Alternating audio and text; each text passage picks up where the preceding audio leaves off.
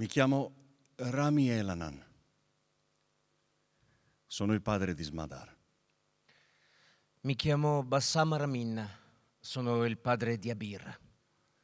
Sono un graphic designer di 67 anni, un israeliano, un ebreo di 7ª generazione. Io sono un palestinese, un musulmano, un arabo. Ho 48 anni. Sono vissuto in molti posti, in una grotta vicino a Hebron, in una prigione per 7 anni. Attualmente vivo in una casa con giardino a Gerico, vicino al Mar Morto. Nell'ottobre del 1973 ero un giovane soldato della guerra in Sinai, una guerra orribile, lo sanno tutti. Il mio ruolo era portare dentro munizioni e portare fuori morti e feriti. Ho perso alcuni dei miei amici più cari, li ho portati via in barella. Dalla guerra uscii amareggiato, arrabbiato, deluso, con un solo progetto: allontanarmi da qualsiasi forma di coinvolgimento, tenermi alla larga da qualsiasi presa di posizione. Ero una specie di anarchico, ma non ero nemmeno un anarchico, non nutrivo il minimo interesse politico, non me ne importava niente. Di Cisgiordania, Gaza, Sinai, niente di niente. Ciò che volevo era una vita ordinaria e tranquilla.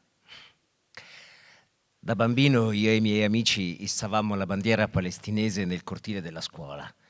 Lo facevamo perché era la nostra bandiera e perché era vietato. E sapevamo che la sua sola vista avrebbe fatto impazzire i soldati israeliani. Li guardavamo arrivare e gli lanciavamo contro delle pietre. In cambio loro sparavano candelotti lacrimogeni, proiettili di gomma, proiettili veri. Poi tiravano giù la bandiera. Noi lanciavamo altre pietre e tiravamo di nuovo su la bandiera. All'inizio tiravamo solo pietre e bottiglie vuote, ma un giorno, con i miei amici, trovammo delle granate abbandonate e decidemmo di lanciarle contro la jeep degli israeliani. Per fortuna non sapevamo usarle come si deve e così nessuno rimase ferito. Fummo presi, arrestati e all'età di 17 anni la porta della prigione mi si sbarrò davanti agli occhi. Una lunga storia, lunga 7 anni. Lasciato l'esercito, sposai Nurit e avemmo 4 figli, tra questi mia figlia, Smadar. Il suo nome viene dalla Bibbia, dal Cantico dei Cantici, grappolo della vigna. Era una bambina vivace, gioiosa e bellissima. Una scolare eccellente, una nuotatrice, una danzatrice, suonava il pianoforte. La chiamavamo principessa. Un cliché, certo. Ma lei per me era esattamente quello, una principessa. È un sentimento che ogni padre conosce. Niente è mai un cliché mentre lo stai vivendo. Una sera, in prigione, vidi un documentario sull'Olocausto. All'epoca gioivo al pensiero del destino di 6 milioni di ebrei. Continuate a morire. Avanti, vi prego, di più. Fatene fuori 7, 8, 9 milioni. Sì, vi prego. Eh sì, quello era solo il mio nemico. Nient'altro. Non poteva provare dolore, non poteva provare sentimenti. E allora se è accaduto una volta, fate che accada di nuovo. Ma quella sera, dopo qualche minuto, cominciai a sentire qualcosa su per la spina dorsale, una specie di brivido. Cercai di convincermi che era solo un film, niente di reale. Nessun essere umano farebbe mai una cosa simile a un altro essere umano, è impossibile. Chi mai farebbe ad altri una cosa del genere? E invece più andava avanti, più la barbarie aumentava. Io non riuscivo proprio a capire. Se ne restavano lì, ammassati verso le camere a gas senza nemmeno reagire. Ma se sapevano di andare a morire, perché non gridavano, non resistevano, non lottavano o non cercavano di fuggire? E fu a quel punto che compresi che l'Olocausto era reale, era successo per davvero. E allora cominciai a pensare che gran parte della mentalità degli israeliani doveva essere scaturita da quello. Così decisi di provare a capire chi fosse davvero quella gente, quanto avesse sofferto e perché nel 48 avesse scaricato la sua oppressione su di noi, rubando le nostre case, portando via la nostra terra, infliggendoci la nostra catastrofe. Noi, i palestinesi, eravamo diventati le vittime delle vittime. Il 4 settembre del 1997, 3 attentatori suicidi palestinesi si fecero esplodere nel centro di Gerusalemme. 3 bombe, una dopo l'altra. Uccisero 8 persone, loro stessi e altri 5, incluse 3 ragazzine. Una di loro era la nostra Asmadar. Era giovedì pomeriggio. Era uscita a comprare dei libri per la scuola e più tardi sarebbe andata a iscriversi a un corso di danza jazz. Una piacevole giornata tranquilla. Stava camminando per la strada insieme alle sue amiche, ascoltava musica. Io ero in macchina, diretto all'aeroporto. Seppi dell'attentato alla radio. Sulle prime, quando senti di un'esplosione, speri che stavolta il dito del fato non punti contro di te. Ogni israeliano lo sa bene. A furia di sentirne parlare ti abitui, ma questo non altera il balzo che provi in petto. Aspetti e speri di non essere tu. Poi non senti più niente e il tuo cuore comincia a martellare. Fai delle telefonate, ne fai delle altre e chiedi, continui a chiedere di tua figlia, componi un numero, ne componi un altro, ma nessuno sa niente, nessuno l'ha vista. Poi senti che l'ultima volta che è stata vista era in centro. E adesso quello che senti è il tuo cuore che ti picchia nelle orecchie. Tu e tua moglie vi precipitate in centro e tu pensi, no, non può succedere così, no. Molli la macchina e stai correndo per le strade, dentro e fuori i negozi, caffè, le gelaterie, alla ricerca di tua figlia, della tua bambina, della tua principessa, ma è come svanita. Urli il suo nome, torni alla macchina, guidi come un pazzo di ospedale in ospedale, di stazione di polizia in stazione di polizia, ti sporgi sul bancone, li supplichi, non fai che ripetere il suo nome e a quel punto lo sai davvero nel più profondo del cuore, per come ti guardano le infermiere, per come scuotono il capo i poliziotti, per la loro esitazione, per i silenzi, tu lo sai, ma non lo vuoi ammettere. E vai avanti così per molte lunghe ore finché a tarda notte ti ritrovi nell'obitorio assieme a tua moglie. Il dito del fato punta dritto verso di te, dritto in mezzo ai tuoi occhi. Il personale vi accompagna all'interno, vi portano in una sala. Senti lo scivolare del ripiano, i rulli di metallo. E ciò che vedi è una scena che non potrai dimenticare per il resto della tua vita. Tua figlia, su un ripiano d'acciaio. E non sarai mai più lo stesso.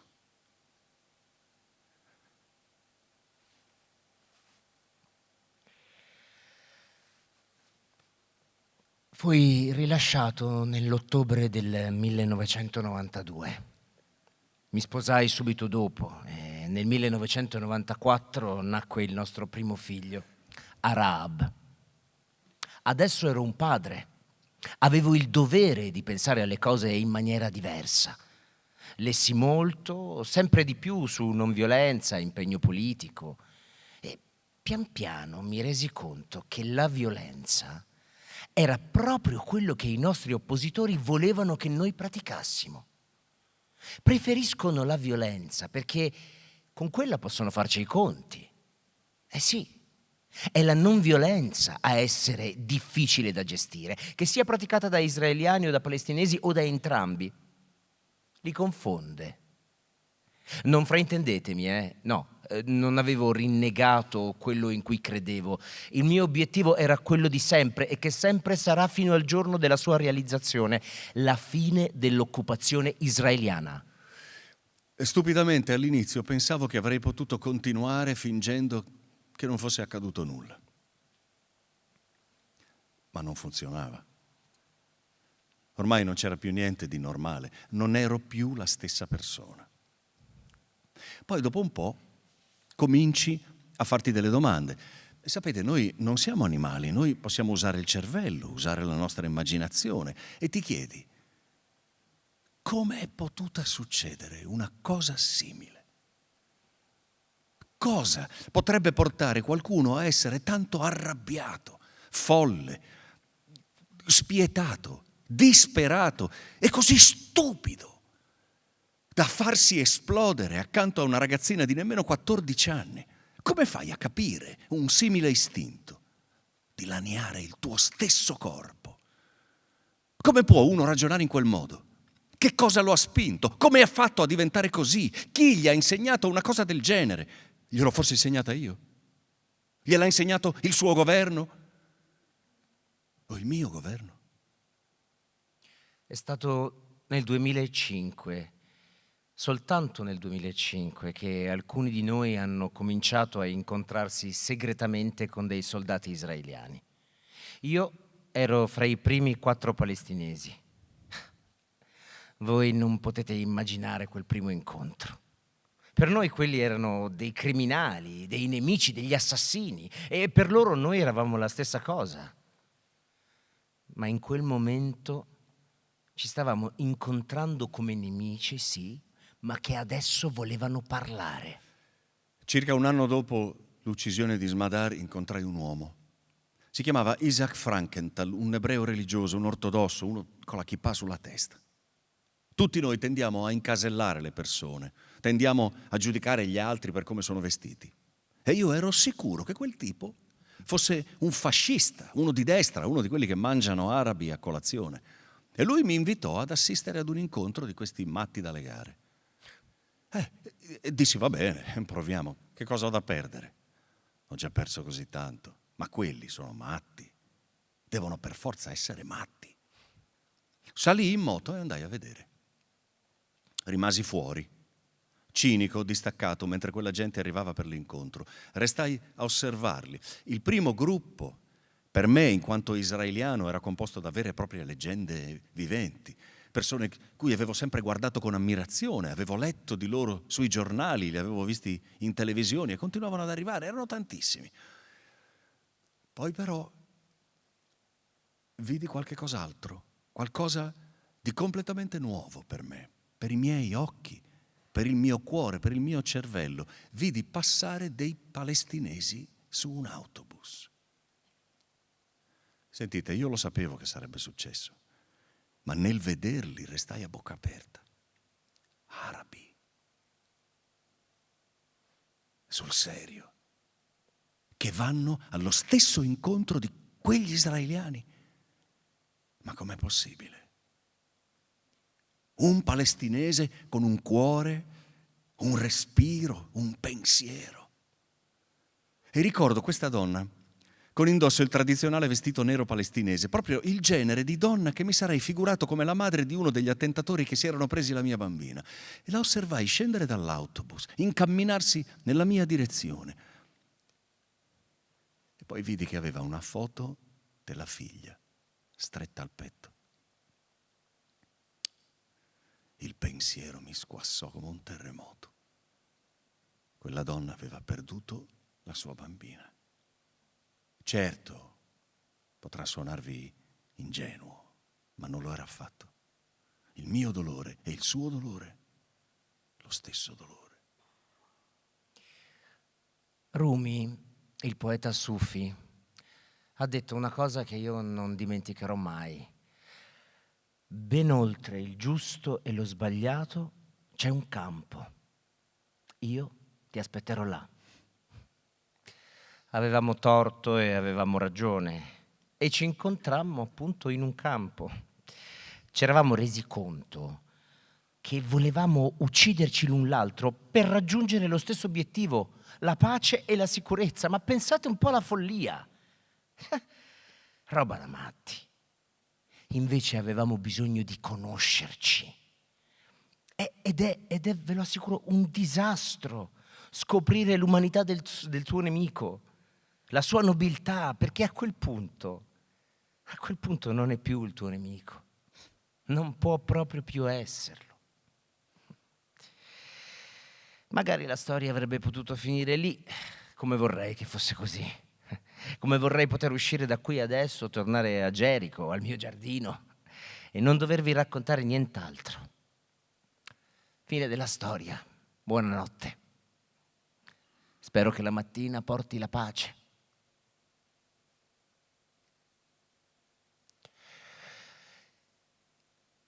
Il 16 gennaio del 2007, la mia bambina di 10 anni, Abir, quella mattina uscì da scuola in anticipo. Era un giorno tranquillo, non succedeva un granché. Lei si trovava proprio accanto al cancello della scuola, quando un membro della polizia di frontiera le sparò. Con un proiettile di gomma di fabbricazione americana, con un M16 di fabbricazione americana, da una Jeep di fabbricazione americana. Non c'erano tumulti né intifada in corso. Le spararono e basta. Dietro la testa. Era appena andata al negozio. Aveva appena comprato delle caramelle. Ci furono talmente tante bugie. Il comandante disse che loro non erano nemmeno nella zona, che non c'era nessuna operazione in corso. Poi dichiararono che era stata colpita da una pietra palestinese, sebbene avessero trovato un proiettile di gomma proprio accanto al suo corpo. Poi cercarono di insinuare che lei stava lanciando pietre. Ma la pura verità era una. Una bambina di 10 anni era stata colpita dietro la testa da una distanza di pochi metri, da una guardia di frontiera di 18 anni che, sporto il fucile dalla Jeep, aveva sparato dritto su di lei. Non riprese mai più conoscenza. L'ambulanza fu fatta tardare di ore perché dissero che c'era una rivolta in corso.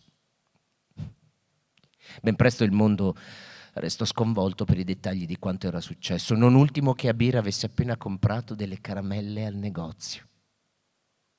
Certi dettagli sono strazianti proprio per la loro banalità. A volte penso che quelle caramelle non aveva avuto nemmeno il tempo di mangiarle. Sì, ecco che cosa penso al risveglio. Alle caramelle più costose del mondo. E poi eccomi lì, un uomo la cui figlia era stata uccisa da quelli con cui voleva fare la pace. In arabo noi diciamo spesso che la pace sia con te, lo diciamo continuamente. Beh, la pace non era con noi, non era nemmeno vicino a noi. Per quanto sembri strano, in Israele non sappiamo che cosa sia davvero l'occupazione. Sediamo nei caffè e ci divertiamo, non dobbiamo farci i conti. Non abbiamo la minima idea di che cosa significhi dover superare un checkpoint ogni giorno o vedere confiscata la terra della nostra famiglia. Abbiamo 2 ordini di leggi, 2 ordini di strade, 2 ordini di valori. Alla maggior parte degli israeliani questo sembra impossibile, una bizzarra distorsione della realtà, ma non è così. È che noi semplicemente non lo sappiamo. Per noi la vita è bella, il cappuccino è buono. La spiaggia è libera, l'aeroporto è lì a 2 passi. Non abbiamo alcun accesso all'effetto che fa vivere in Cisgiordania o a Gaza. Nessuno ne parla.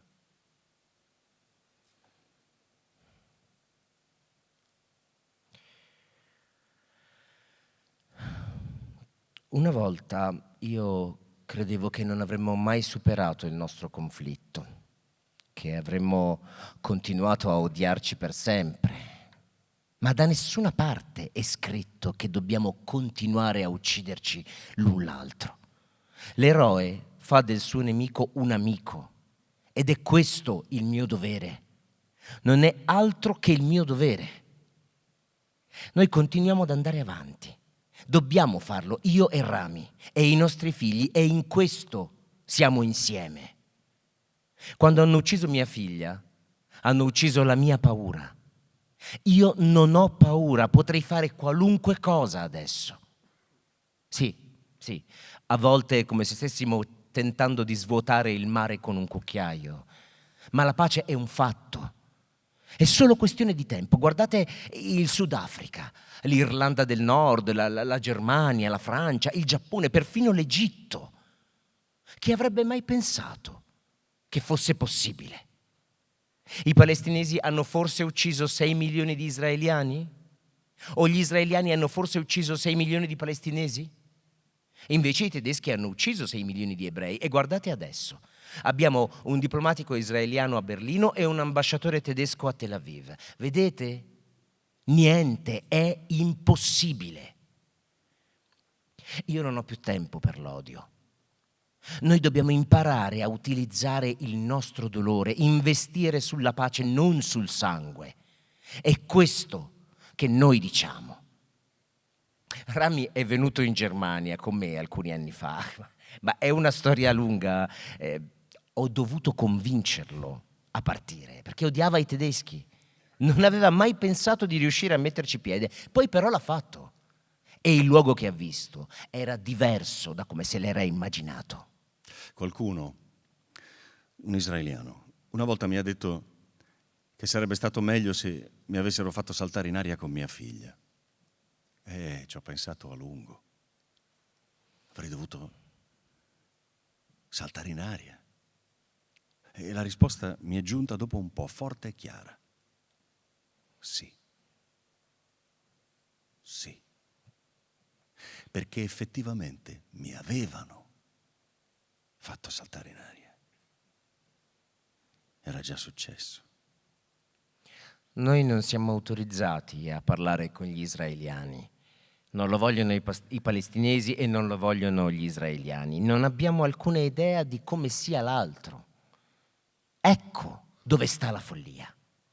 Ma abbiamo bisogno di imparare a condividere questa terra, altrimenti lo dovremmo condividere soltanto nelle nostre tombe. Noi sappiamo che non si può applaudire con una sola mano. Non si può. Alla fine, credetemi, noi riusciremo a produrre un suono. Noi dobbiamo farcela. Mi chiamo Rami Elanan, sono il padre di Smadar. Tutto quello che posso dirvi è che da quel giorno in poi io ho dedicato il mio tempo, la mia vita, ad andare ovunque sia possibile, a parlare con chiunque sia possibile, con chi vuole ascoltare e con chi non vuole ascoltare, e lo farò fino all'ultimo giorno della mia vita. E non cambierà mai. Ma chi può dire dove finiscono le cose? Le cose vanno avanti. È così questo mondo. Mi chiamo Bassam Aramin, sono il padre di Abir. Io sono un giardiniere, amo l'acqua. In Inghilterra ero l'unico ad amare il brutto tempo. I custodi ridevano di me quando me ne restavo fuori lasciando che la pioggia mi cadesse sulla faccia. Sono tornato a casa, in Palestina. Quello era tutto ciò che potevo fare. Stasera fermerò la macchina e me ne resterò un po' sotto le stelle. Avete mai visto Gerico di notte? دوره دوره پشت کوها یه صبوره پشت دشتا یه طلایی پشت صحرا های خالی خونه یه ماست اون داره آب اون داره موجای بیتا پشت جنگلای صرفه توی رویاست توی خواب پشت اقیانوس آبی پشت باغا یه گلابی اونور باغای انگور پشت کندو های زنبور خونه ما پشت ابرار. Alessandro Luciana, Massimo Somaglino.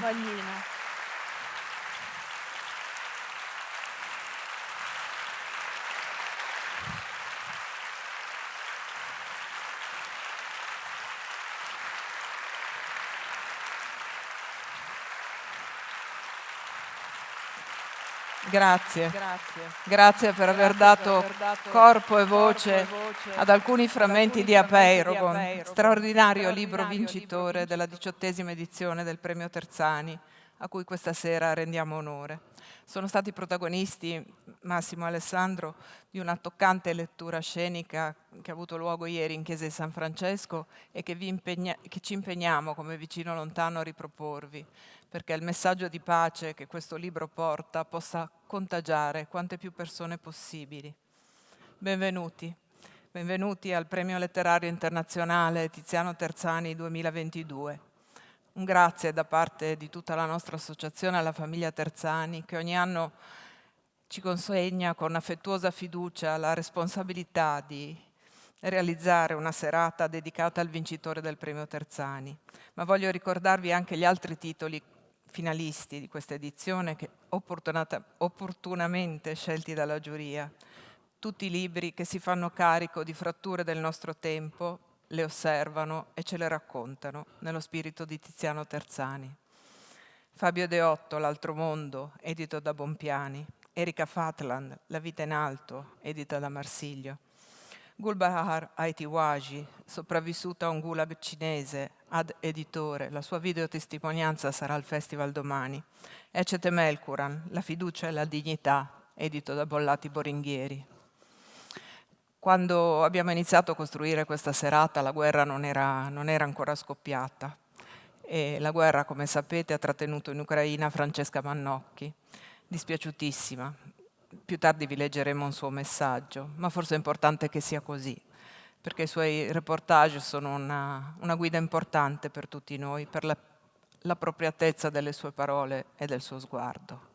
Ed è dunque con particolare gratitudine che invito qui sul palco un componente della giuria del Premio Terzani. Lo conoscete, è stato direttore del quotidiano locale Il Messaggero Veneto e ora dirige la provincia pavese. Fa parte della giuria del premio e siccome con Franca Rigoni ho il grandissimo privilegio di partecipare alle riunioni della giuria, posso anche dire che ne è una colonna portante. Andrea Filippi.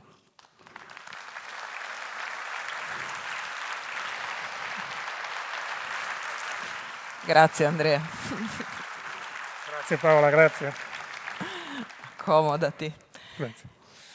E accogliamo ora il vincitore della 18ª edizione del Premio Terzani, Colum McCann.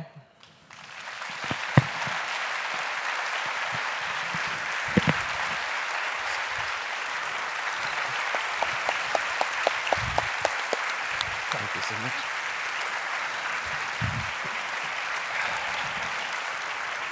Irlandese, è nato a Dublino nel 1965, vive con la famiglia a New York, dove insegna scrittura creativa all'Hunter College. È riconosciuto a livello internazionale come uno dei massimi romanzieri degli ultimi decenni. Nel 2009 ha vinto il National Book Award con Questo bacio va dal mondo intero, che è stato tradotto in 35 lingue. La sua narrativa ha riscosso unanimi apprezzamenti per la sensibilità nel raccontare le complesse geografie del mondo globalizzato. Apeirogon è edito in Italia da Feltrinelli, la bellissima traduzione, è giusto ricordarlo, è di Marinella Magri, e Feltrinelli sta pubblicando tutte le sue opere. La sua voce sarà tradotta per voi in italiano da Enrico Varesco, che sempre ci assiste nelle serate del Premio Terzani, mentre Colum McCann ascolterà la voce di Daniela Bergallo. Li ringraziamo per il prezioso aiuto. A te Andrea, grazie.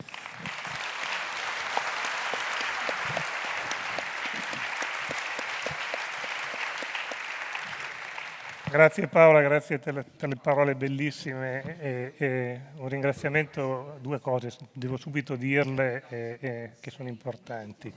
La prima è che è assolutamente splendido, fa bene al cuore vedere un teatro di queste dimensioni così pieno di gente per un appuntamento letterario, per incontrare un autore importante come Colum McCann, per parlare di un tema che, come avete sentito, è un tema importantissimo e molto profondo. Vedere questa partecipazione rende onore a Udine, rende felici e rende merito al grande lavoro che fa il Premio Terzani e soprattutto rende onore anche all'autore del libro che questa sera premiamo. L'altra cosa che volevo dire è che non è molto semplice in questo momento cominciare una conversazione dopo quello che abbiamo sentito. Cioè, dopo la lettura che è stata fatta, bellissima, di questi brani del libro, che ha commosso sicuramente tutti e ha creato un pathos, secondo me, straordinario nella sala. È molto complicato riuscire a uscire da questa situazione per poter parlare in maniera rilassata di tutti gli aspetti di un libro importante come Apeirigum. Però ci proviamo e lo facciamo partendo da un aspetto. Avete sentito com'è la storia, avete sentito di cosa parla, siete entrati nel mondo terribile e bellissimo anche al tempo stesso di questi due padri con le loro tragedie e la loro scoperta di questo dialogo, dell'importanza che questo dialogo può avere per tutti loro.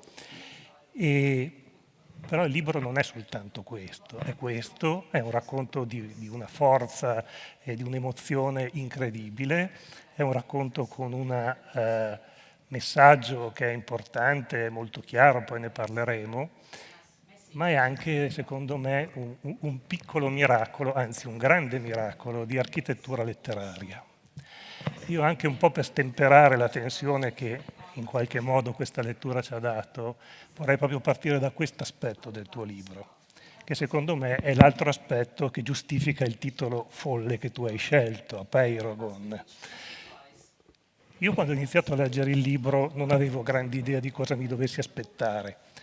Ho trovato questa copertina molto bella, no? Questo volo di uccelli, appunto un volo di stormo di uccelli. Un titolo che assolutamente non mi diceva niente, non conoscevo il termine, ma penso che poche persone al mondo lo conoscessero. E quando ho cominciato a leggerlo ho avuto una sensazione di spaesamento che immagino che la maggior parte dei tuoi lettori avrà avuto nel momento in cui la prendeva in mano. Periodi brevissimi, capitoli brevissimi, 1001 canto, che non è un numero casuale, come un'esplosione di schegge in tutte le direzioni. I due protagonisti non c'erano all'inizio del libro, la storia che avete sentito prima non c'era, c'erano mille altre cose. Storia, paesaggi, personaggi antichi o attuali, riferimenti alla musica, riferimenti alla scienza. E io ho pensato, mi sono infilato in un labirinto. E penso l'abbiamo pensato in tanti. Ma poi mi sono al tempo stesso sentito sfidato. Ho pensato, Colum McCann mi sta sfidando a proseguire. E continuando con la lettura delle pagine sono arrivato immediatamente a capire che non ero dentro un labirinto, ero dentro un caleidoscopio. Che tutti questi pezzi, questi frammenti di storie che si spezzano, che si riformano, che si espandono e poi si contraggono, si allontanano e si riavvicinano, in realtà seguivano tutti un ragionamento iperlogico ed ogni cosa tornava al suo posto. E quelli che sembravano tante tessere, tante schegge, tanti frammenti, in realtà erano un disegno preciso dove tutto era assolutamente coerente. E questa cosa qua mi ha assolutamente stupefatto. Quindi io ti faccio dei complimenti, secondo me, che è raro fare a uno scrittore, perché hai fatto un miracolo di architettura per me. Tu ne hai parlato anche con una sinfonia, poi ci spiegherai anche cosa vuol dire, però io voglio che tu inizi a parlarci della scelta del titolo, che secondo me ha una doppia funzione, sia rispetto all'architettura narrativa che rispetto poi al messaggio.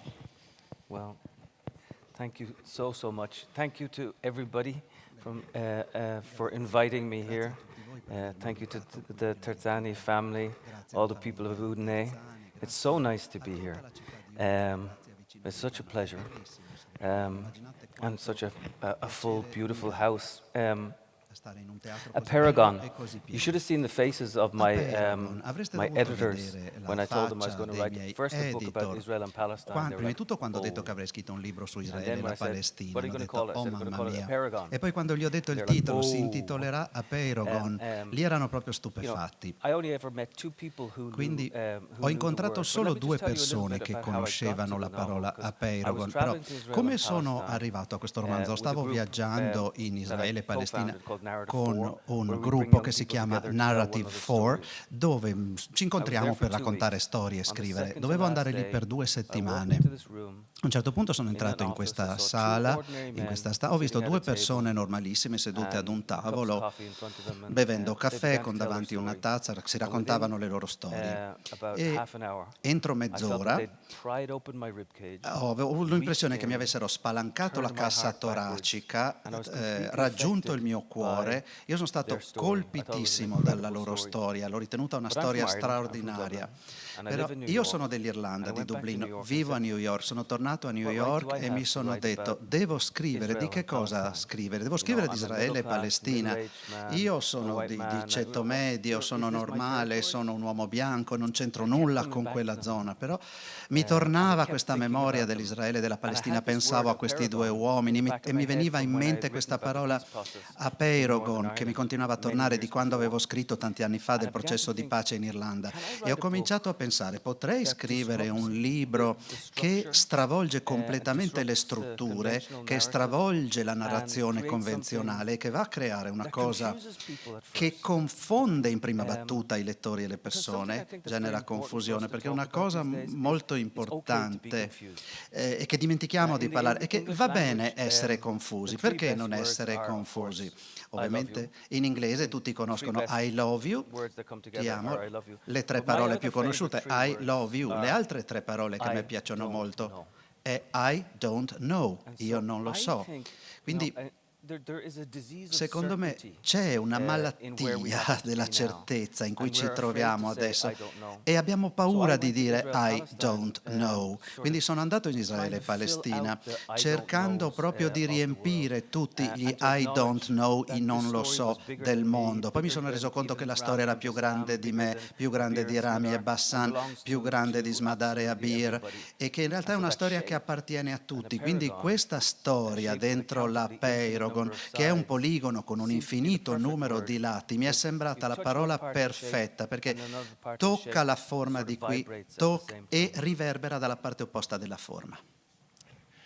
Io tante volte mi fermavo durante la lettura e mi facevo questo pensiero. Dicevo, Dio mio, vorrei essere in quella testa. Poi ci pensavo bene, dicevo anche no. Però. No, you don't want to. Okay. Perché lo sforzo che hai fatto nel creare questa sorta di sinfonia di capitoli, di racconti, eccetera, è straordinario. Le tue influenze musicali ti hanno aiutato tantissimo. Un'altra cosa che ho visto molto presente nel libro sono i riferimenti alle traiettorie, il volo degli uccelli, il funambolo che cammina sulla corda, che torna poi dal tuo romanzo più famoso precedente, i rabbini che tendono il filo. Hai quest'idea della traiettoria importante dentro nei tuoi romanzi.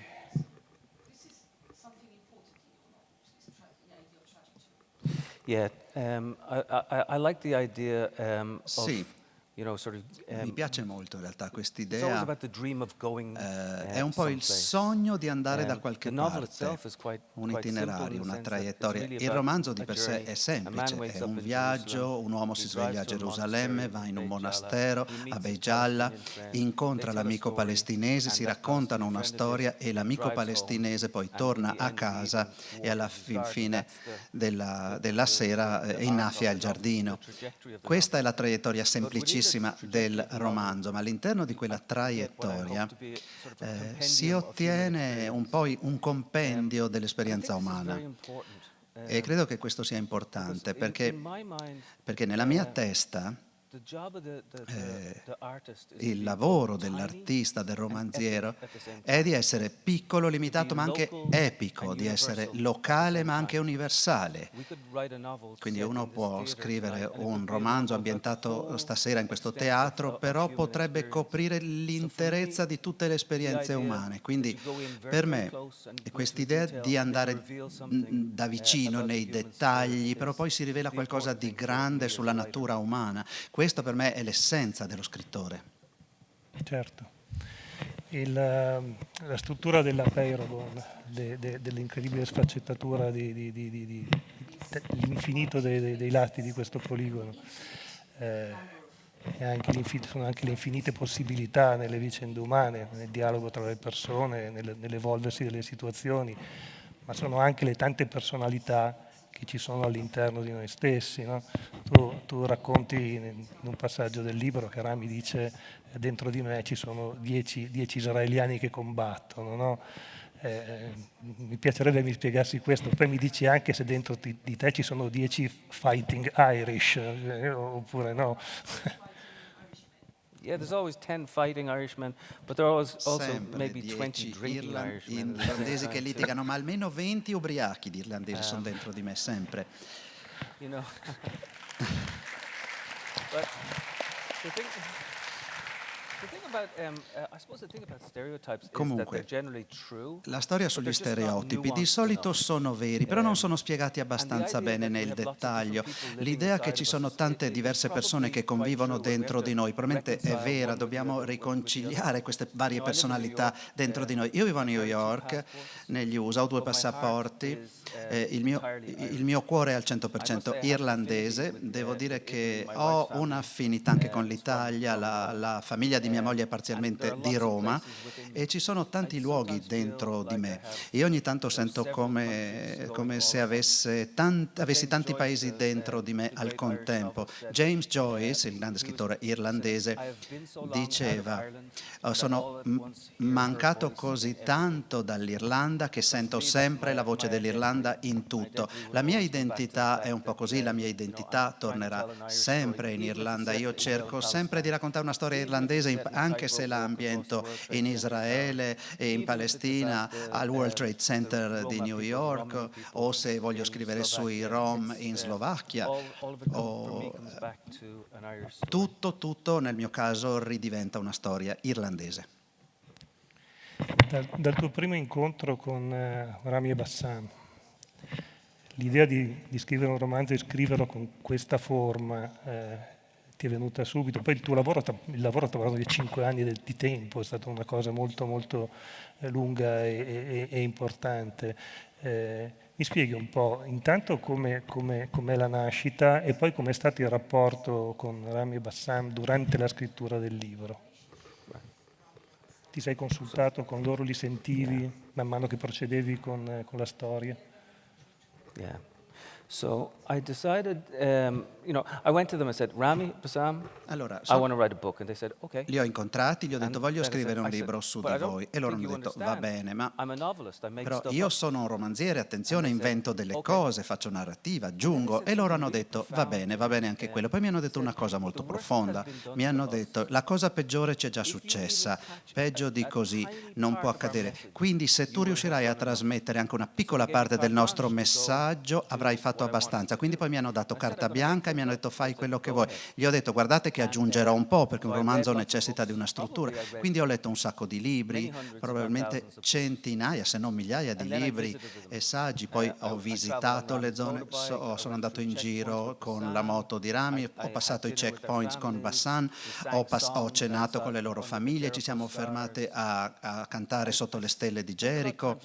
Ho un sacco di tempo ad ascoltare, a raccogliere dati stando lì seduto, che sia nella città vecchia di Gerusalemme, dappertutto andavo, tornavo, viaggiavo, andavo lì, parlavo, ascoltavo, raccoglievo materiale.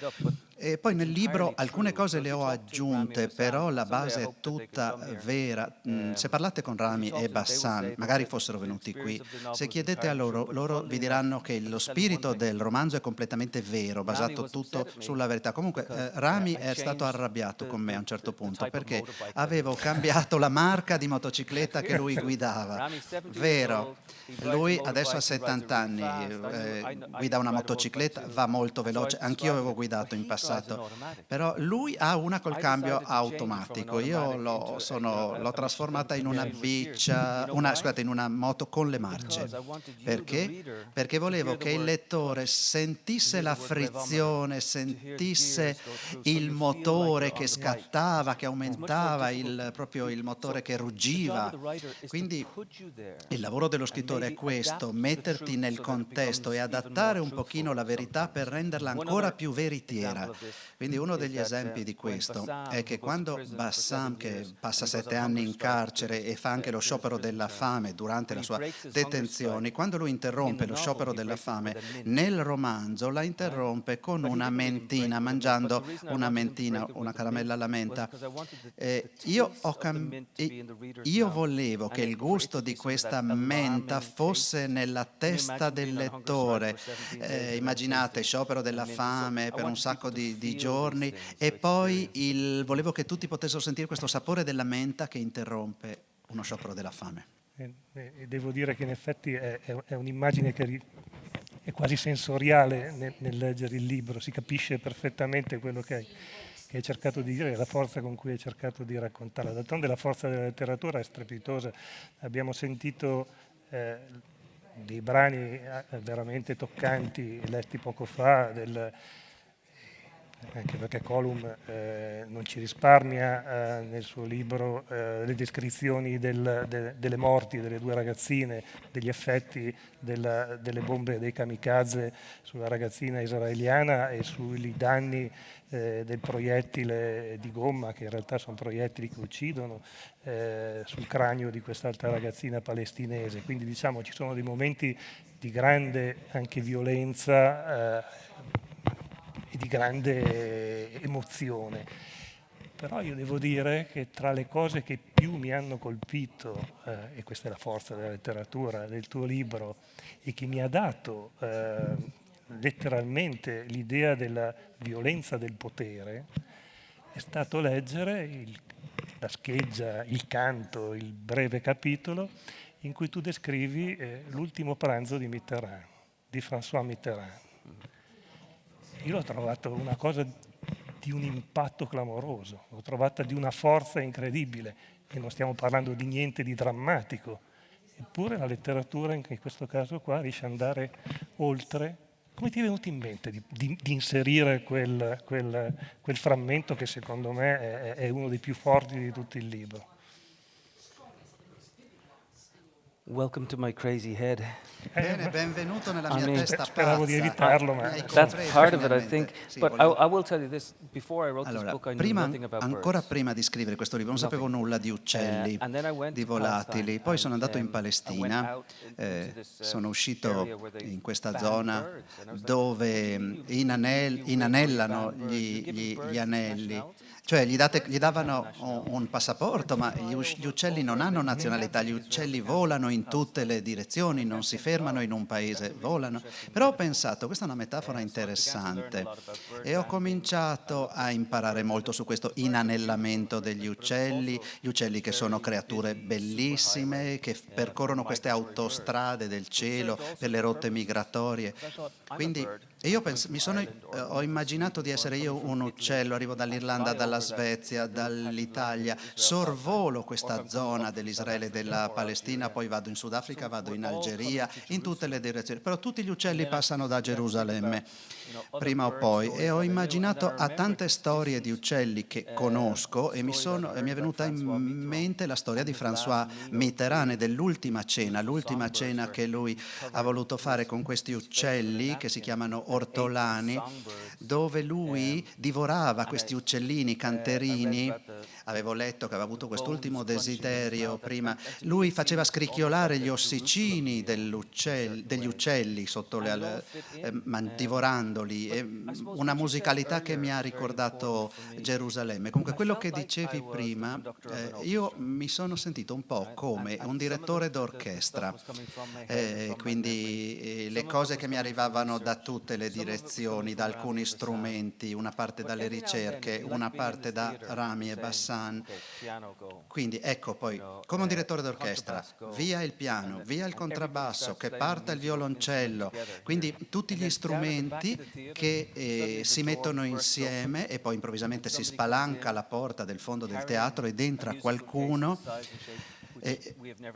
che porta uno strumento che nessuno ha mai visto prima e che entra e comincia a suonare una musica che nessuno conosce, però bisogna incorporare tutto anche nei vari suoni. Cioè questa è la mia testa, 1000 fonti, 1000 suoni diversi, poi delle volte mi risveglio al mattino e penso non mi ricordo più come mi era venuta in mente quella cosa di ieri sera, però entra sempre in queste infinite forme della Peirogon.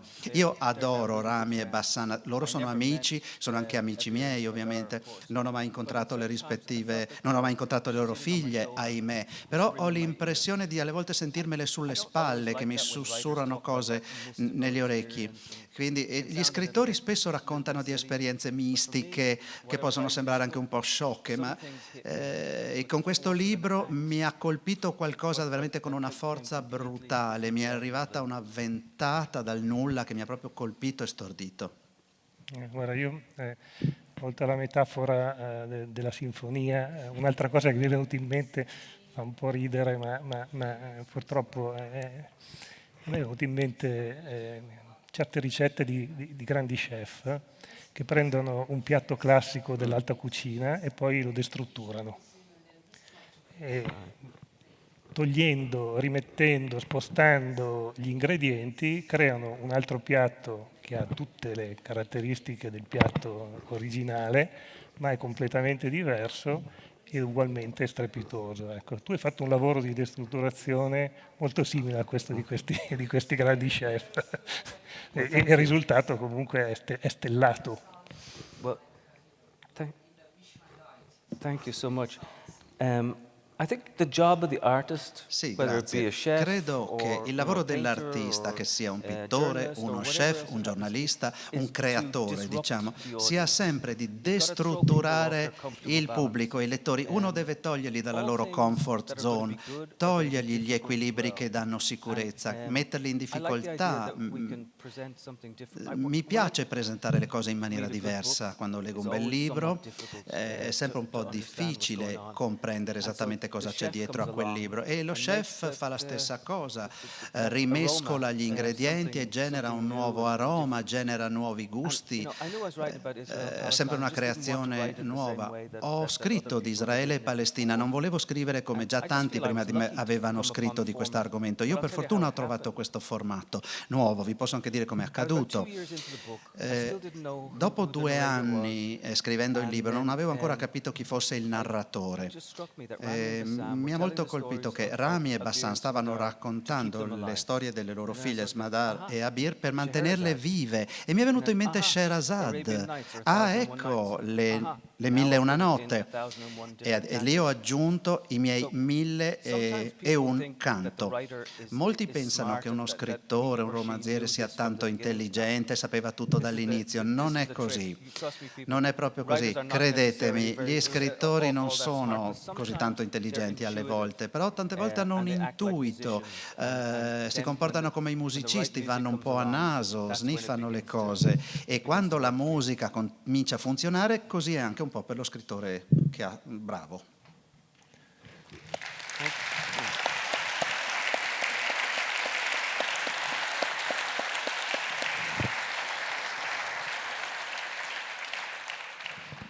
ci parli un po' delle reazioni al tuo libro da parte israeliana e da parte palestinese? Io da parte israeliana so abbastanza poco, da parte palestinese ho letto anche delle critiche abbastanza negative rispetto ad alcuni aspetti del libro, e poi magari ne parliamo un attimo. Tu che percezione hai avuto di come il lettore, come l'opinione pubblica in Israele e in Palestina ha accolto il tuo libro e la tesi di fondo del tuo libro, che è quella dell'empatia necessaria e del non finirà finché non ci parliamo? It's been an incredible reception.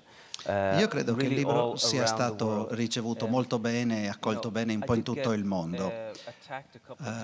Qua e là mi hanno attaccato alcuni, anche le due estremità, però la stragrande maggioranza delle persone, di lettori, di opinione pubblica, hanno colto il senso e lo spirito del libro e di Rami e Bassam. Hanno capito che loro sono dalla parte giusta della storia, questi due uomini. Quelli che mi hanno invece attaccato stavano un po' all'estremità, diciamo, quindi alcuni degli attacchi che mi sono stati rivolti sono arrivati da persone che non avevano nemmeno letto il libro e alcuni, pur non avendo letto, hanno attaccato pesantemente. Succede, si sa, parlano quelli che non dovrebbero. Comunque mi fa piacere la critica, mi fa piacere che ci sia dibattito, mi fa piacere parlare, che l'opinione ne parli. Mi piace molto parlare di ottimismo e di pessimismo. Anche Gramsci, l'italiano Antonio Gramsci, a questo proposito di ottimismo e pessimismo, dice una cosa molto interessante, dice che un pessimista dell'intelletto e un ottimista della volontà. Praticamente il mondo è scuro, il mondo è sinistro, questo è un fatto, questa è la realtà. E se si vuole arrivare qui, benissimo, mi sta benissimo, però poi arriva l'ottimista che dice ma no, non basta, non è solo così. E credo che il vero ottimista deve prima di tutto essere un pessimista e forse potremo creare un mondo proprio come l'ottimista, come il miglior ottimista, però credo anche che dovremo sempre saper accettare le critiche e poi sapercene discostare, incassare le critiche e basta, avanti da lì, creare qualcosa di buono. Non è il caso di essere cinici, e il cinismo non ci porta da nessuna parte, spesso è solo sentimentalismo. Certo. Una critica in particolare mi ha colpito, mi pare di averla letta in un articolo di Al Jazeera, e veniva da parte palestinese, da una parte ovviamente radicale palestinese. La tesi di fondo, e poi è interessante perché ci richiama molto l'attualità di quello che sta accadendo oggi in Ucraina e di come noi raccontiamo questo conflitto e come lo stiamo vivendo. E la tesi di fondo di questa critica era che non si potevano equiparare le due tragedie, cioè la tragedia di Raimi e la tragedia di Bassam non erano minimamente equiparabili. C'era un torto, c'era una ragione, c'era una giusta reazione al torto e quindi l'operazione di fare parlare i due in qualche modo era una mancanza di presa di posizione, era un modo per essere terzi rispetto a un problema. Questa cosa qua mi ha molto colpito anche perché la vedo molto nel racconto che i media occidentali, e non solo, spesso e volentieri, fanno del conflitto in Ucraina, dove è chiaro che ci sono i torti e le ragioni, come tra Israele e la Palestina c'è un occupante e un occupato, in Ucraina c'è un aggressore e un aggredito, e credo che questo non lo possa discutere assolutamente nessuno. Ma c'è una narrazione in base alla quale chi in qualche modo si fa portatore di dialogo, di chi invoca il parliamoci, altrimenti non andremo da nessuna parte, viene accusato di essere terzo, di essere neutrale e quindi di non sapere valutare il torto e la ragione. La stessa articolo di Al Jazeera parlava infatti della tesi che il negoziato, il dialogo è utile soltanto al potente. Right. It's a very interesting argument. It's an argument I understand. È It's an argument I un'argomentazione align molto myself interessante, with. I un'argomentazione think che in mi many piace, ways con it's cui mi entirely true. identifico, in But in molti modi è anche vero, però devo cercare di incanalare Rami e Bassan per darvi la risposta, perché di interpretarli, perché non c'è nulla di equilibrato, non ha senso dire c'è un occupante e un occupato, però parliamo invece anziché di cifre, parliamo del territorio del cuore umano. C'è un modo in cui possiamo parlare finalmente del territorio del cuore? Lasciamo perdere le cifre, i numeri, i dati, dimentichiamo la politica e l'equilibrio. Quello che Bassam e Rami ci dicono: non serve che ci amiamo, non ci dobbiamo amare, non ci dobbiamo nemmeno piacere, però dobbiamo capirci, comprenderci, dobbiamo assolutamente comprenderci, perché se non ci comprendiamo qui finché siamo sulla terra, finirà che ci dovremo capire quando saremo sottoterra e sarà tardi. Quindi attenzione, dobbiamo tentare, fare ogni tentativo per comprendere le storie degli altri, abitare queste storie, farle nostre. Bassam parlava del fatto che era diventato vittima delle vittime. Quello che lui dice è fondamentale, però lui comunica ad un livello straordinario sulla necessità di non vivere per le cifre, per i fatti, per le evidenze, parlare del 48, della federazione, di uno Stato, di due Stati, di una confederazione. Lui vuole parlare di sua figlia, di quello che è successo a questa ragazzina, del suo cuore e di quello che è successo a lui, e se ci comprendiamo su questo livello del cuore, forse potremo cominciare a dimenticare cifre, dati e date e ristrutturare un futuro più positivo. Però comunque, tornando alle critiche del giornalista, era un'argomentazione forte, competente, però non era un'argomentazione umana, era una cosa teorica, astratta, campata per aria. Quindi quello che invece deve capitare a noi affinché le cose cambino è entrare nelle storie delle persone, comprendere le persone e le storie prima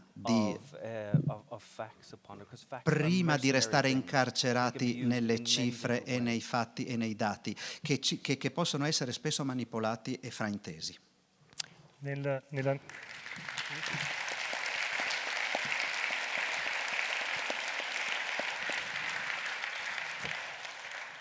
Nella narrazione sui nostri media del conflitto in Ucraina non sentiamo mai voci come quelle di Rami o quelle di Bassam, perché non le cerchiamo. Io ho un po' anche questa impressione qua.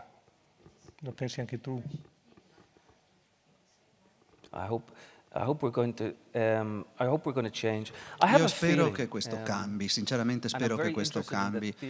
Ho un'impressione, mi piace la teoria scientifica dell'emergenza, dove come uno stormo di uccelli diventiamo, man mano che diventiamo più intelligenti, funzioniamo bene insieme, lo fanno gli uccelli, lo fanno le api moltissimo. A livello umano, quanto più ci impegniamo nelle storie per capire le storie delle persone, quanto più riusciremo a uscire da storie assai complicate. Quindi ho un grande amore per alcune persone di cui voglio parlare. Prima di tutto gli insegnanti. Gli insegnanti sono i miei eroi, ma anche quei giornalisti, quei reporter che stanno in zona di guerra e che corrono grossi rischi. Sappiamo che qualche giorno fa è stata uccisa una reporter palestinese. Stava lì facendo il suo lavoro, raccontando le storie al mondo. Le storie vanno raccontate, qualcuno le deve dire, però dobbiamo imparare ad ascoltarle bene.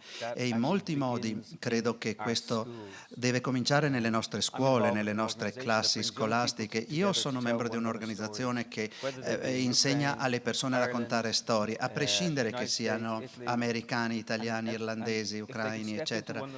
Se si mettono nei panni dell'altro, credo che ci sia questo movimento di un movimento emergente che comincia a descrivere le cose in modo nuovo, il movimento pacifista, la pace. Pensiamo a Greta Thunberg, il più grande esempio di questo. 13enne, un giorno esce da scuola e 4 settimane dopo tutti i suoi compagni escono dalla scuola e 4 mesi dopo tutti escono da scuola e cominciano a marciare, a protestare. Un anno dopo questa ha messo in piedi un movimento gigantesco per la sensibilizzazione sul cambiamento climatico. Questo potere che parte dai giovani, anche giovanissimi, comprendere le storie, venirsi incontro è una cosa che va sfruttata di più e che porterà, lo faremo perché il mondo ne ha bisogno. Credo che sia il momento giusto per farlo di più.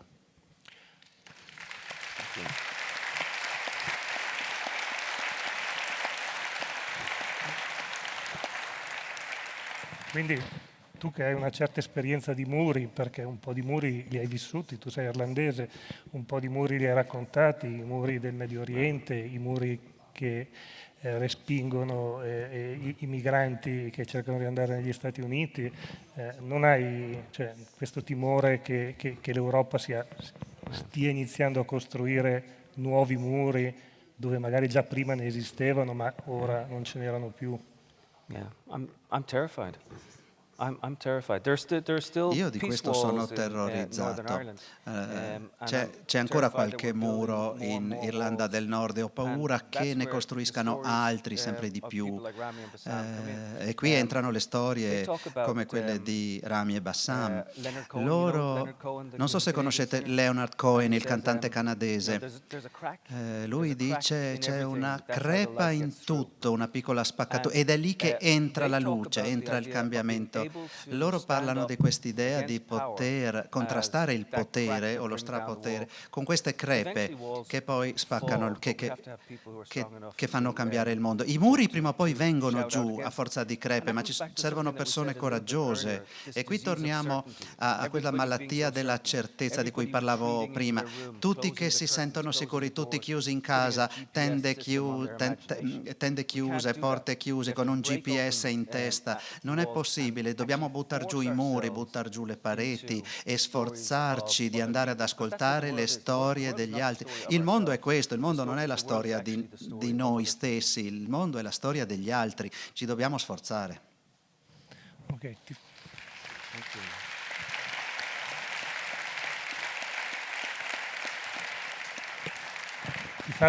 Ti faccio un'ultima domanda prima di passare al momento della premiazione. Del libro si farà un film, ho sentito, no? E mi pare che i diritti li abbia presi Spielberg, giusto? Io mi chiedo come si possa pensare di infilare in un film qualcosa di così incredibile e variegato come il tuo libro. Tu ti sei fatto una mezza idea?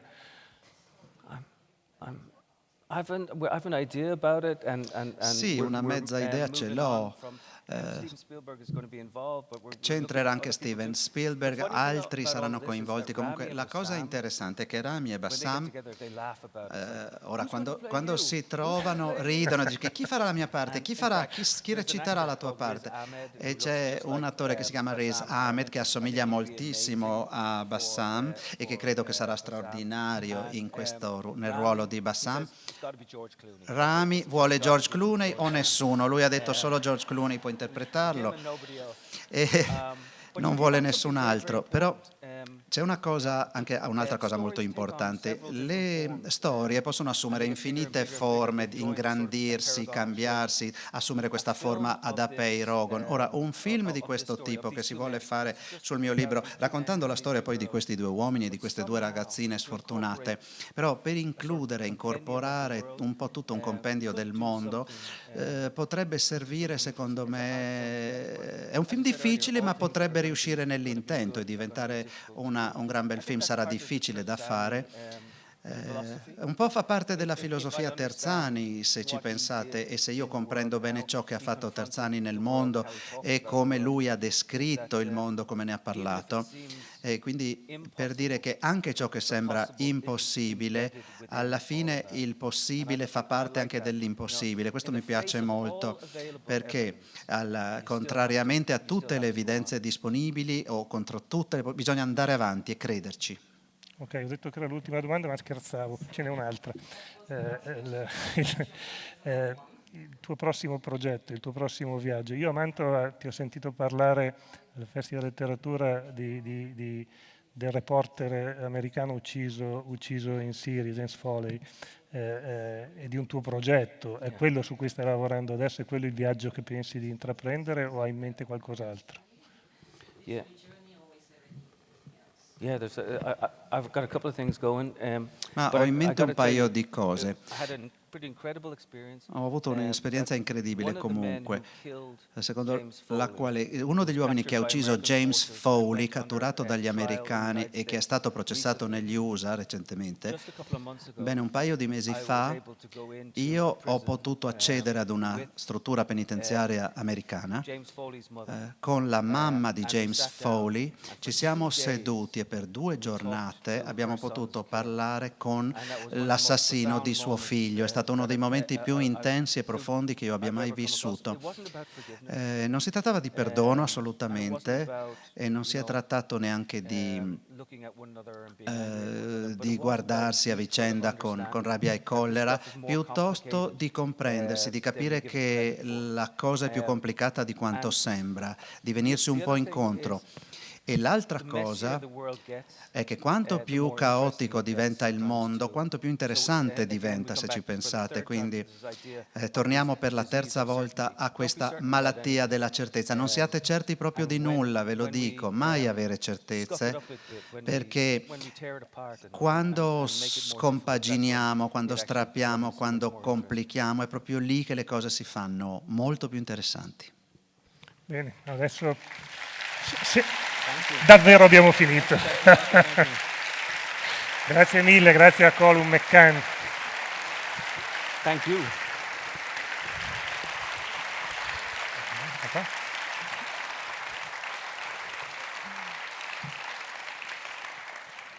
È il momento della premiazione e per la prima volta, con nostro grande dolore, Angela Terzani non può essere qui. È stata bloccata a Firenze da un tampone di uscita ancora positivo. Il vuoto è grande, abbiamo pensato di colmarlo con un collegamento telefonico. Angela? Sì? Buonasera Angela. Buonasera. Buonasera a tutti voi che siete al Teatro di Giovanni di Udine. Come vi invidio! Do il benvenuto a Colum McCann, il nostro premiato. La buonasera alla nostra presidente Paola Colombo e a Franca Rigoni che le è sempre accanto.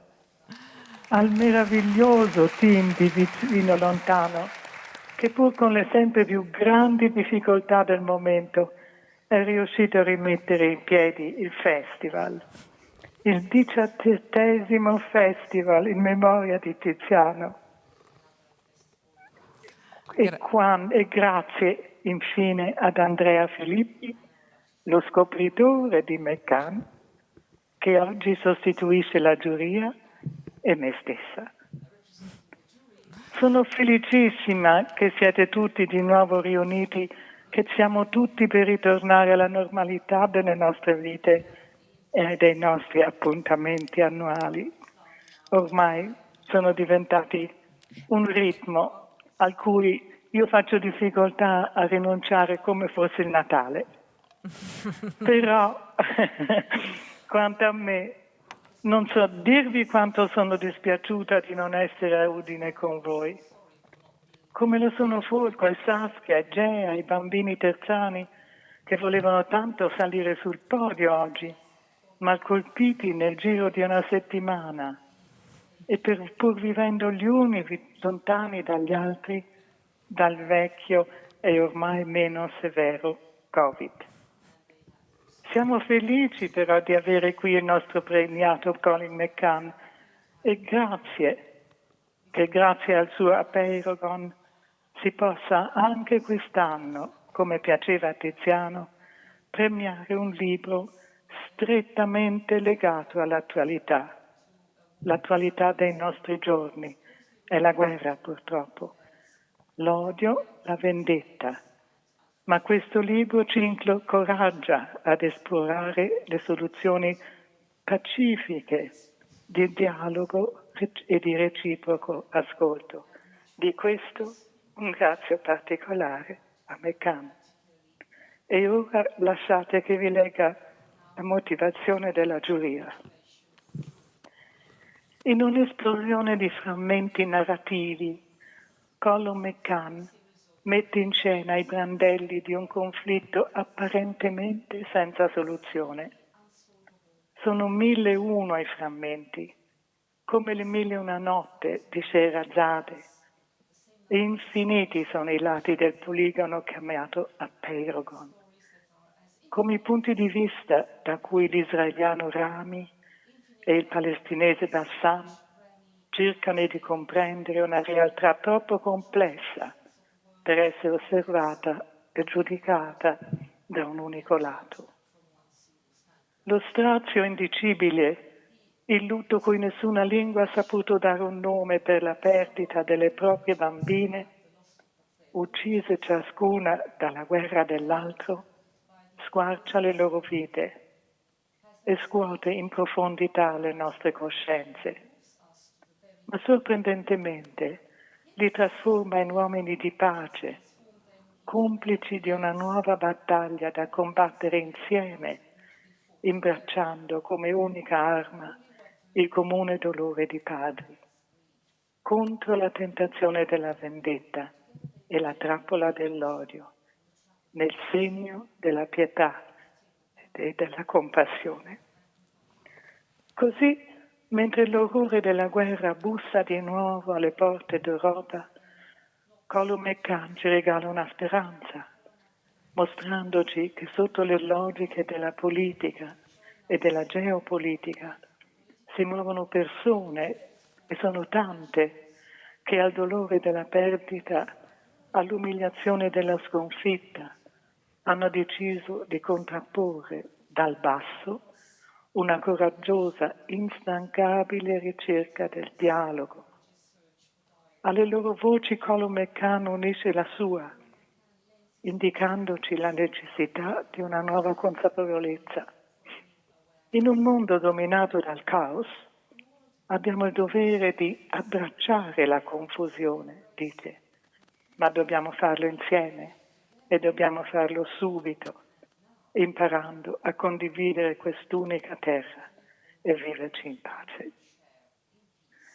Per la raffinata qualità letteraria di questo libro, dalla struttura originale, di irresistibile potenza evocativa, per l'appello urgente che contiene, la giuria conferisce il premio letterario internazionale Tiziano Terzani 2022 a Colum McCann.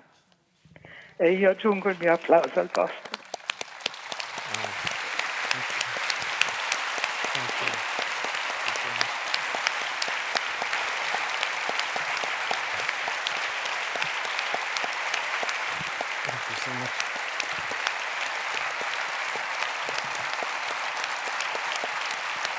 Thank you so much.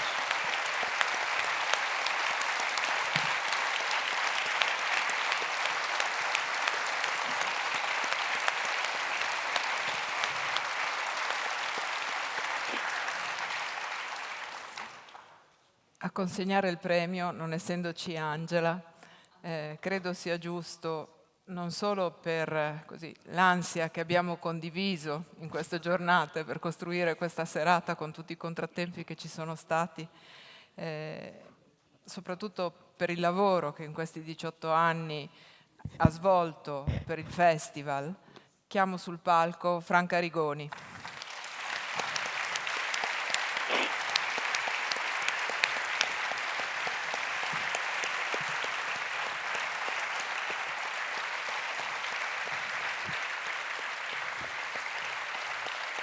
È uno dei nostri straordinari volontari. Eccoci.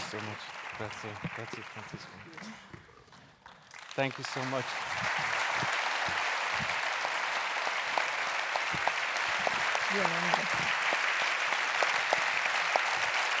Thank you. Congratulations.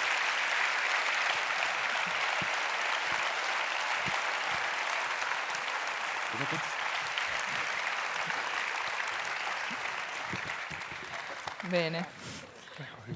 Passiamo ora alla seconda parte della serata, mentre Franca, il vincitore e Andrea Filippi abbandonano il palco. Grazie Franca.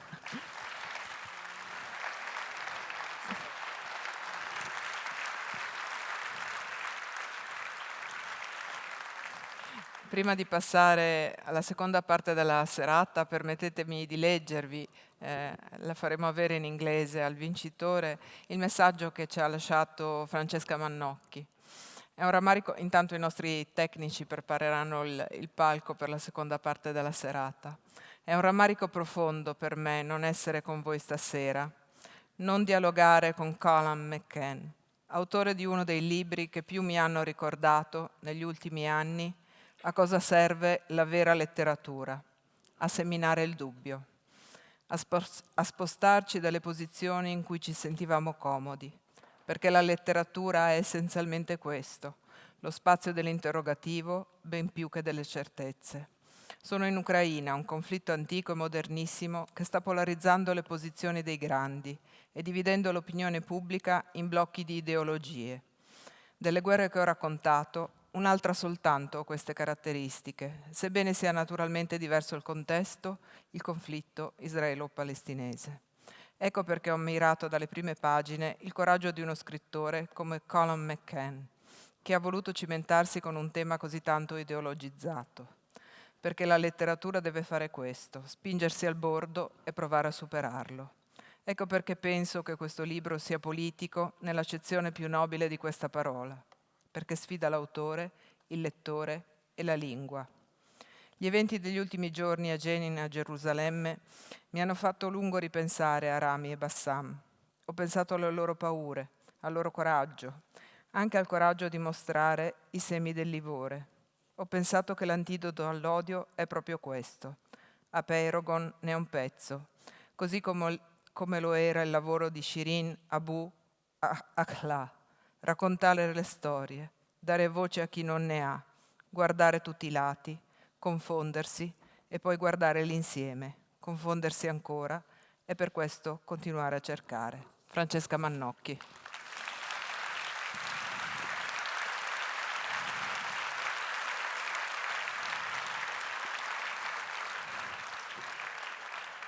Passiamo ora alla seconda parte della serata. E prima di annunciarvela, permettetemi di ringraziare il Teatro Nuovo Giovanni da Udine, che da sempre è la casa del Premio Terzani, ma anche le istituzioni e gli sponsor che ci sostengono, la Regione Autonoma del Friuli Venezia Giulia, il Comune di Udine, la Fondazione Friuli, AMGA Energie e Servizi, Coop Alleanza 3.0, Civibank, Ilcam, Farmacia Antonio Colutta, Confartigianato Udine e Pronto Auto. È un grazie immenso, riconoscente a tutti i collaboratori, i tecnici, i volontari, straordinari e appassionati, i professionisti che ci assistono ai vari livelli e che rendono tutto questo possibile. E anche per loro vi chiedo un applauso.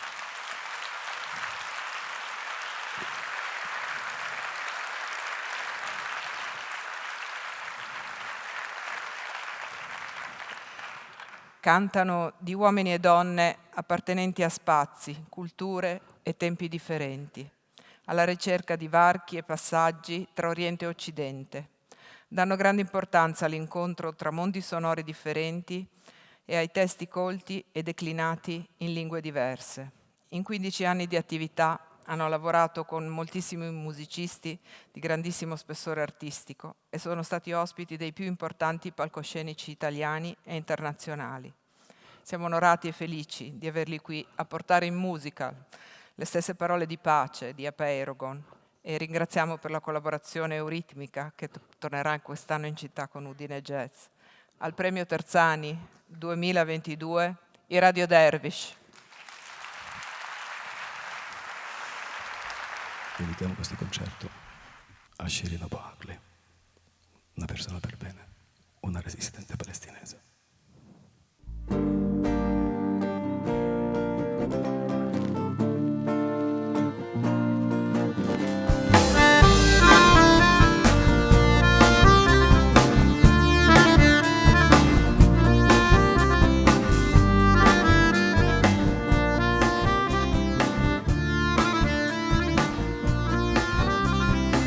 لف وساد الليل نور السماء طف النجوم وزادوا الليل وحش وظلم لكن أطفال بلادي بسمتها تضوي ساوي من عتم الليل وضح النهار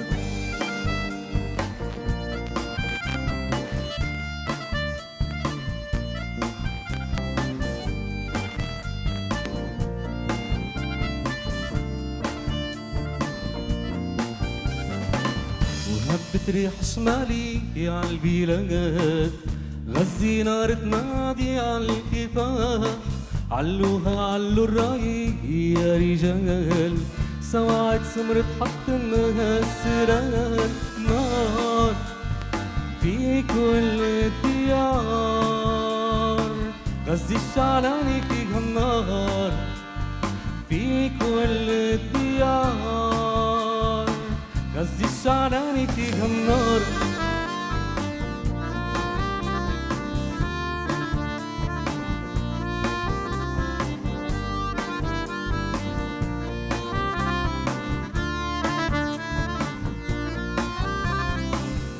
هبت ريح شمالي عالبلاد غزي نار تنادي عالكفاح علوها علو الراي يا رجال سواعد سمرت حطمها السراد نار في كل الديار غزي الشعلاني فيها النار في كل الديار غزي الشعلاني فيها النار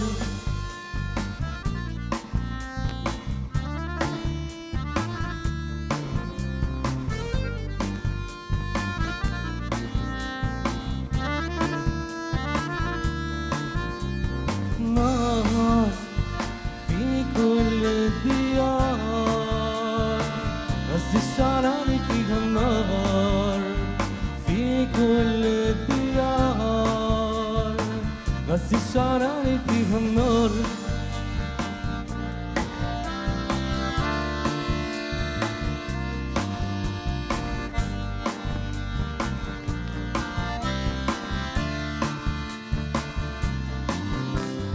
نار في كل الديار غزي الشعلاني فيها النار في كل الديار غزي الشعلاني فيها النار.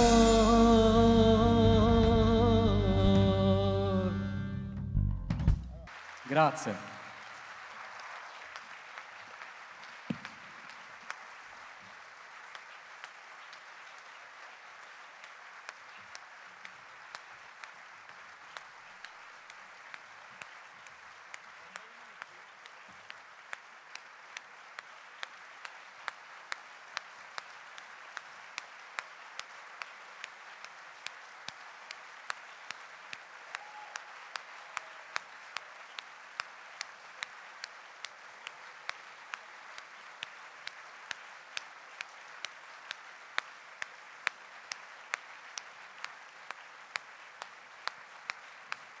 Grazie, grazie a Radio Dervish. Le inaccettabili immagini del funerale della giornalista palestinese Shirin Abu Akleh, che avete visto tra l'altro anche alla fine della lettura scenica di Massimo Somaglino e Alessandro Lussiana, dimostrano quanto bisogno di tanti Rami e Bassam c'è nel mondo. Leggete Aperogon, Premio Terzani 2022, fatelo leggere. C'è bisogno di quella pace, quella pace che Tiziano Terzani chiedeva nei suoi libri. Grazie a tutti voi per essere stati con noi e appuntamento al prossimo anno. Grazie.